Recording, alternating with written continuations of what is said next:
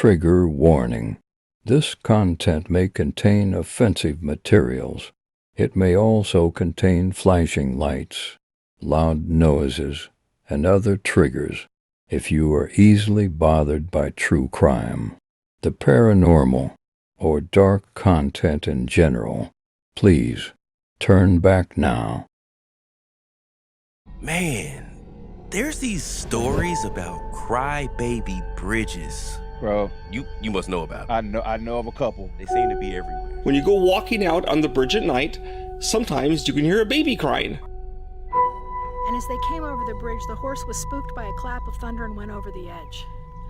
And try as she could, Eliza could not get to Annie. If you go by on Halloween night, you'll hear her scream. The scariest idea is that perhaps it's some entity trying to mimic a crying baby to get the unwary to climb down off the bridge, looking for the infant.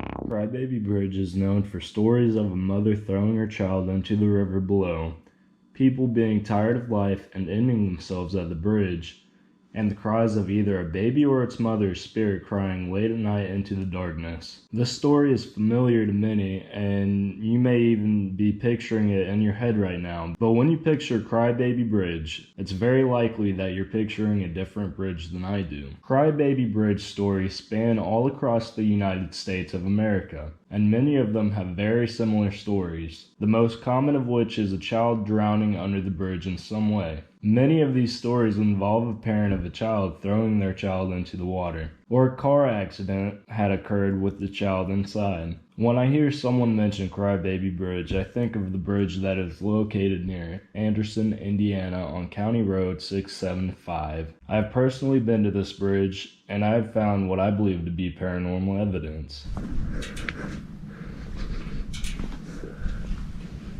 There's some in the bushes.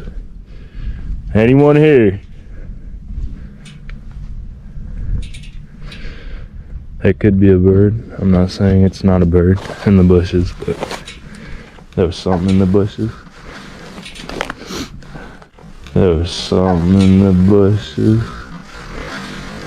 Making noises, that's all I know. Many people have been to this bridge and told accounts of a baby crying late at night. I've found two of, I'm sure, many stories related to this bridge. One is of a baby being thrown from the backseat of a car after an accident on the bridge, and the other is of a teenage mother who gave birth in a car on the bridge and attempted to throw her baby into the water but missed. The baby is said to have hit the riverbank. Because of this, the baby was said to have many injuries. But instead of the mother trying to rescue the baby, she fled because her baby's screams terrified her.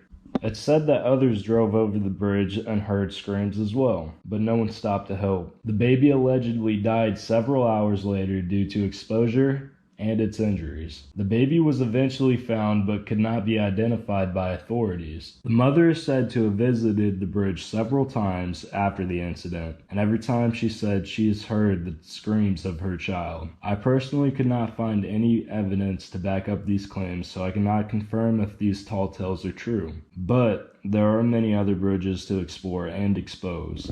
The next story comes from a bridge in Marion Station, Maryland. This bridge is a little different from some of the other Crybaby Bridge cases. It's different in two distinct ways. One way is that it's not an overhead truss bridge like many of the other bridges. Rather, it's a simple concrete bridge. The other difference is that there is actually a confirmed death of a child on this bridge. On a stormy July morning, Eliza Connors rode with her daughter Annie Florence Connors and a horse-carried cart towards their home at Toll's Corner. Right as the horse carried them over the bridge, a large clap of thunder spooked the horse and it reared up and knocked the cart over into the water. The current was very strong, so it quickly carried Annie down the river to where her mother could not reach her. Annie was found over 24 hours later, after she had washed up down East Creek. She was found dead at the age of only 3 years old. Since then, people have reported hearing loud cries that are said to stop abruptly, as if someone had drowned. I believe that this this event sparked rumors of mothers throwing their babies into the water, just like many of the other crybaby bridge stories. Ohio alone has several crybaby bridge stories, however there are only 2 of note.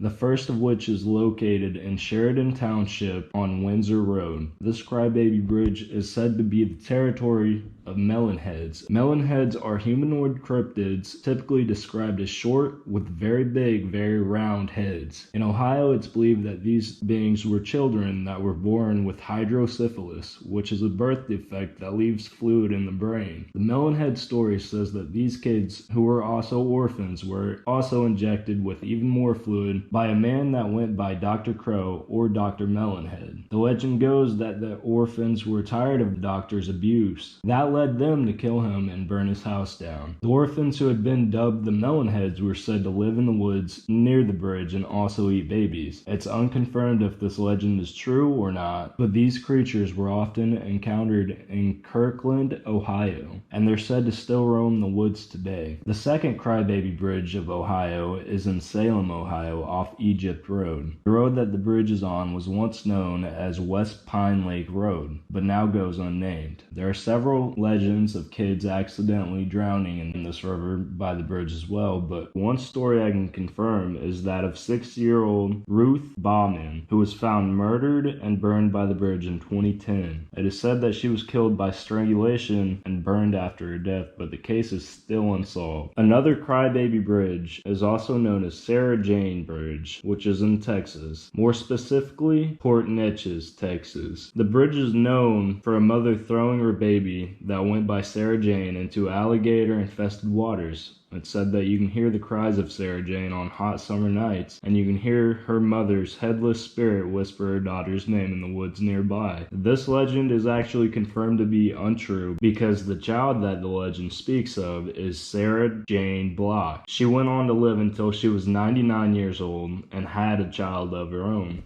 The last crybaby bridge story I have for you today is that of Dead Woman's Crossing in Oklahoma. This is another story that's based on facts. This case revolves around a woman named Katie James. Katie was the wife of Martin James and the mother of Lulu Bell James. The beginning of this story starts with an argument between Katie and Martin. Katie decides to leave with her daughter after the fight with her husband. She boarded a train with her daughter and headed towards one of her cousin's farmhouses along with another passenger who was named Fanny Norton. Somewhere during her trip to her family's home, she went missing and wouldn't be found for weeks until her and her child's body were found under a wagon crossing. Her body was mangled and decapitated with a single revolver round found in Katie's head. The detective on the case interviewed Miss Norton, but she poisoned herself beforehand and fell dead during her interrogation. It's believed that Martin James was involved in some way. The wagon crossing was later torn down, and in its place a concrete bridge was built, and it was dubbed the Dead Woman's Crossing. Now that we have information on some of the bridge's histories and a few of the hundreds of urban legends that surround these places, it's obvious that a few could actually be haunted if you believe in that sort of thing. In most states there are several places dubbed crybaby bridges, and so many have similar stories to them. So my theory is that most crybaby bridges are cases of mislocations of actual tragedies, or they're based on stories that local kids or their parents tell to either pass time or try to keep their kids away from these dangerous, decaying bridges. But that doesn't change the fact that a few of these bridges do have very disturbing stories behind them. So tread carefully if you plan on investigating these areas. Old bridges can be very dangerous places in the first place, and on top of that, you never know what you can encounter in the darkness. I hope you all enjoyed the video, and until next time, don't let the melonheads bite. Don't forget to like and subscribe. Have a great evening.